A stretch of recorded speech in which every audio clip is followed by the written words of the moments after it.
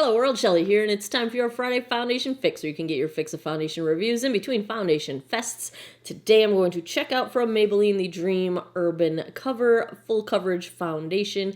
SPF50 retails for $12.99, comes in 16 different shades. You get 1 fluid ounce of product in this squeezy tube.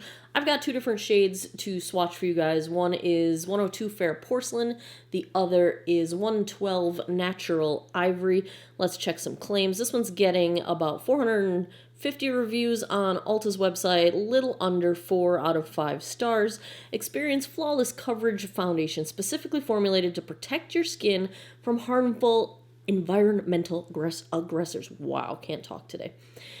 SPF50 broad spectrum, enriched with antioxidants to help protect against pollution, lightweight, breathable, leaves a natural looking finish but protects skin day after day. 16 shades, dermatologist tested, and okay, they say apply and use fingertips, sponge, or brush. Then they've got some precautions. Flammable until dry. Do not use near fire, flame, or heat.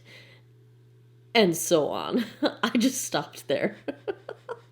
That's probably true of all foundations, but they usually don't say that in the how to use section of the website, so I'm going to try not to burn my face off with this one. On the upside, it's SPF 50. That's awesome. On the downside, denatured alcohol is very high up in the ingredients, so I'm a little bit nervous that this will be a dehydrating formula, and there's also added fragrance in the ingredients. There's some other good stuff in here too, like niacinamide is right after the denatured alcohol. It's a silicone-based primer. Second ingredient is dimethicone. So we will see. Of course, my reviews are always based on dry and maturing skin, so we're looking at fine lines, texture, dry skin, dehydration, all that stuff. But before we get into it, let's take a look at these two swatched against a few others in my collection. Yep, on Fridays we swatch. The first 2 swatches here are the Maybelline Dream Urban Cover. First swatch is shade 102 Fair Porcelain, and the second swatch is shade 112 Natural Ivory. Third up, I've got the L'Oreal Infallible Pro Glow in 201 Classic Ivory. Fourth is the CYO Life Proof in shade 101. And last, I've got the CoverGirl True Blend Matte Made in shade L20. I am starting out with a 44-year-old face. I've already cleansed, moisturized, sunscreened, and primed with the CoverGirl. This is the True Blend Based Business Skin Smoothing Primer. So I am working on some large pores. My smile lines like to collect foundation, forehead lines, texture between the eyebrows, that kind of goodness. I think I'm going to go with the darker of these 2 shades. The 102 looks like a neutral to yellow undertone. The 112 looks more like a pink undertone. 112 is probably going to be a smidge too dark for my neck, but I put it on my arm and it matches my arm. I only have like the tiniest bit of sun. If I take my watch off, I can see that I'm a little bit more pale under my watch, but only by like half a shade, so my paleness is coming back quickly. My face already is almost as pale as it's going to be. My neck has a little bit of ways to go. So I think I'll use the darker one, and if it's too dark, then it's just going to be too dark.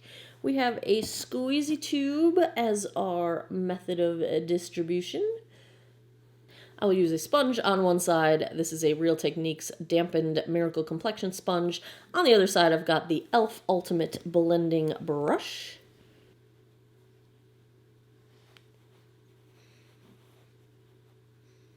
This is blending out easily, but I would say we are getting very light coverage with the sponge and one pass, and I do have a little bit of peeling going on, and it is immediately clinging to any peeling skin on my nose, so that is concerning. I did exfoliate extremely this morning to make sure that as many peelies as possible were gone. Let's try the brush side.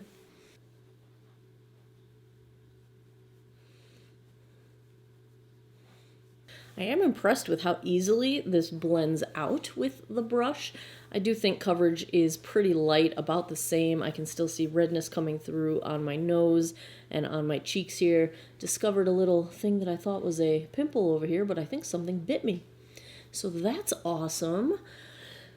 I'd say if you sponge or brush, doesn't really matter. Whatever your preference is, it is still clinging to the sort of flakes on my nose, and I need more coverage than this. So let's go in with a little bit more and see if we can even this out.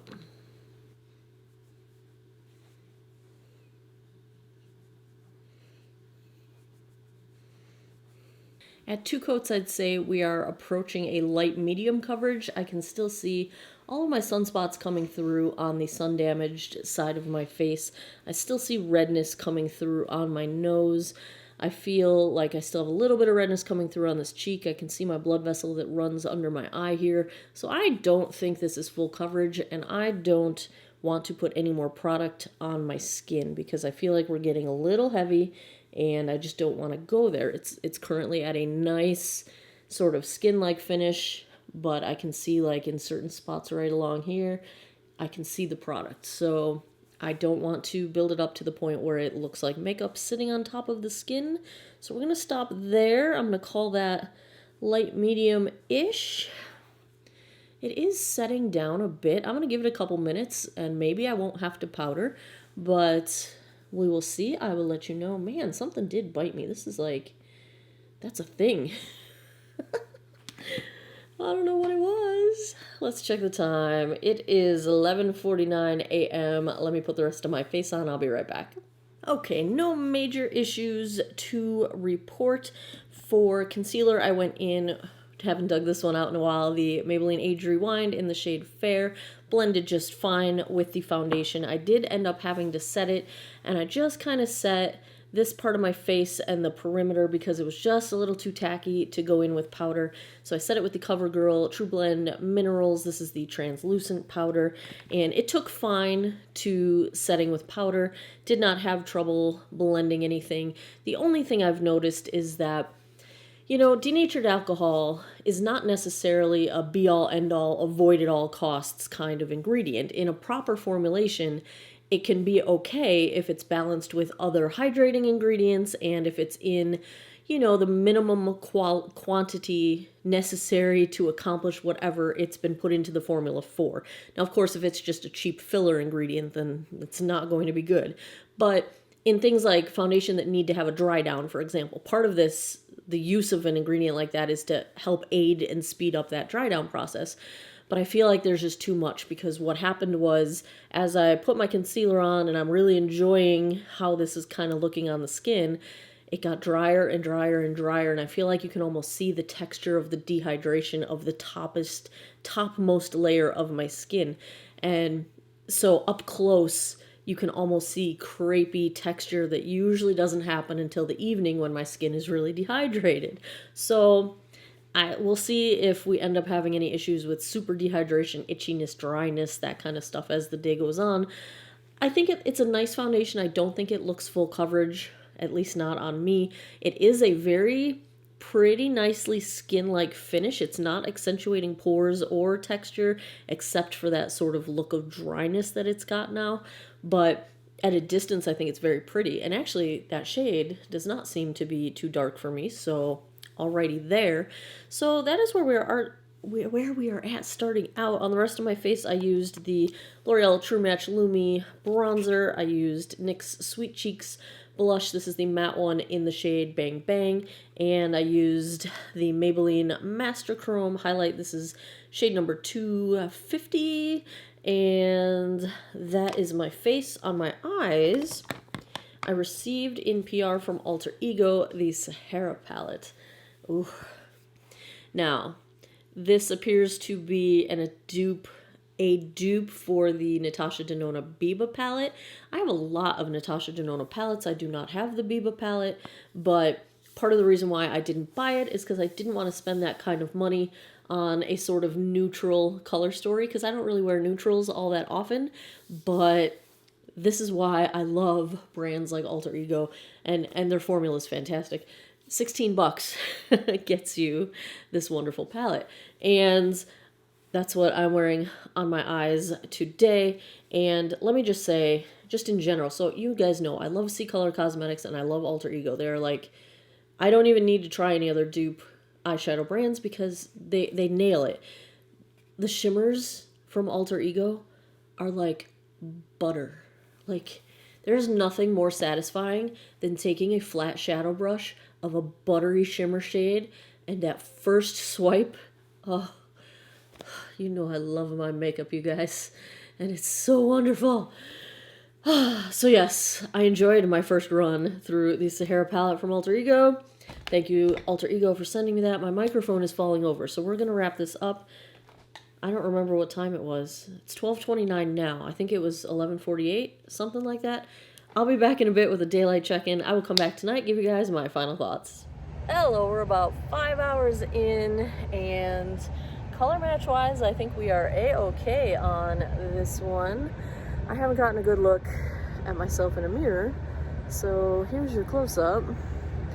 I feel like finish is probably natural, which is good. I will say I'm feeling incredibly dry. You can even see just how the drag lines are really coming out. So I do think the denatured alcohol is definitely dehydrating my skin. But overall, in terms of wear, I think it's wearing decently well. I don't see any trouble spots just yet. And it feels very lightweight, just quite dry. So that's where we're at 5 hours in. I'll be back at the end of the night, give you guys my final thoughts. 10:50 p.m. That puts us just about 11 hours in with the Maybelline Dream Urban Cover Foundation. Let's talk about this. It's not super comfortable. It's not the most drying thing I've worn. I don't feel super itchy yet. I just feel tight, dry. I want to wash this off my face. Not the worst dryness ever, but not great. It hasn't held up very well. So let's zoom in. Let's just take a look at this thing. So it's pretty much gone. It's either gone or caked up just about everywhere. Coverage on my chin is just about gone. There's caking up happening on my upper lip, and most product is gone. My nose is missing a ton of product, and other places on my nose, it's just clinging to my dry skin.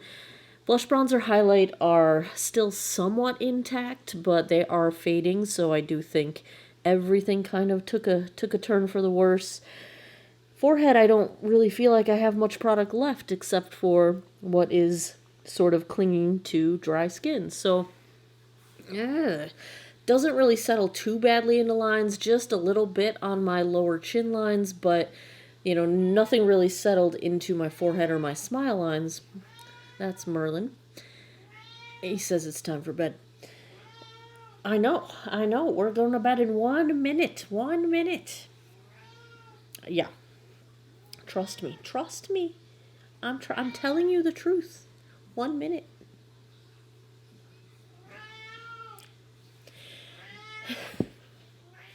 After the 5-hour check-in, I was ready to argue this to be the lowest B possible, slightly above average, because I really liked the finish of it in general for a high SPF foundation. I thought it looked nice and skin-like. Didn't like the drying factor.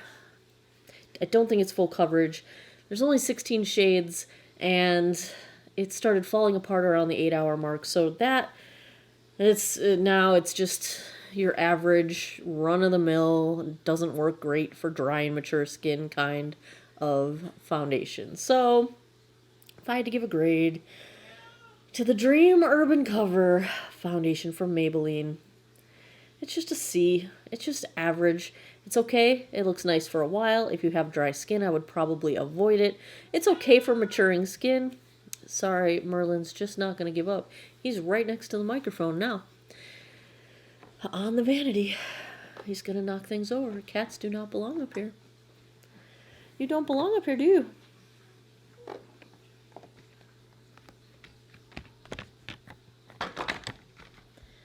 Do you belong here? Is this where cats go? Go and see. It's a C. Not super pleased with this one. Probably won't be reaching for it. If you don't have dry skin, It's probably worth a shot if you can get it on sale. I do love the SPF in there, but it's pretty dehydrating with denatured alcohol so high up in the ingredient list, and my skin wasn't happy with that at all. Added fragrance, you're increasing the likelihood of causing sensitivity in your skin down the road if you're not already sensitive to it. So yeah, we're going C. That's all she wrote, my friends. There you have it. Another Friday foundation fix in the books. If you enjoy foundation reviews, you'd like to see more, give me a thumbs up down below. Let me know in the comments what foundations you would like to see next. I am reading comments. I'm so far behind on replying to them. Once October is over, my schedule at work should get to be much more normal, I hope. And then maybe I will have some more time in my life. But there you have it. As always, thanks a lot for taking some time out of your day to geek out over makeup with me. I appreciate it, and I hope you guys all have an awesome day or night wherever you are in the world. So does Merlin. Take care of each other. Tell them to take care of each other. Say take care of each other. Say take care of each other. Bye-bye.